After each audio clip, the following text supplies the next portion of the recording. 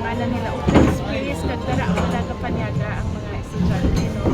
So i-develop pa din nato ng mga eskwelahan para may lugar ang ato so mga estudyante. So mga canteens nila improve nato na ila nga mga library kag ang ila nga mga gym para ma-complete na nato na ato mga eskwelahan. Kag ikatatlong ato with healthcare, no?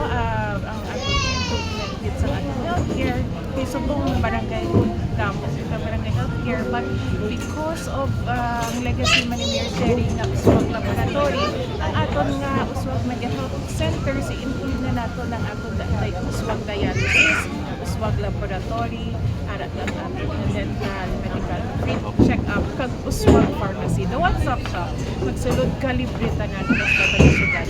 We are ng mga balon na sila sa nagatuda sa iyo as the first woman or first woman leader and abang po direct sa patag sa Pilipinas. Normal lang kita. Especially may stereotype is babae, bata, but ang ako na intention, klaro man siguro.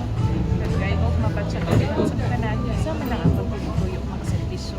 Tagang ako na rin ginahamban ang ako niya basis nga mabalaan ko gid na tsaktong akong pagservisyo ay mabatsyagan gid sa kada ilong palang taon gid ang kanan. Thank you.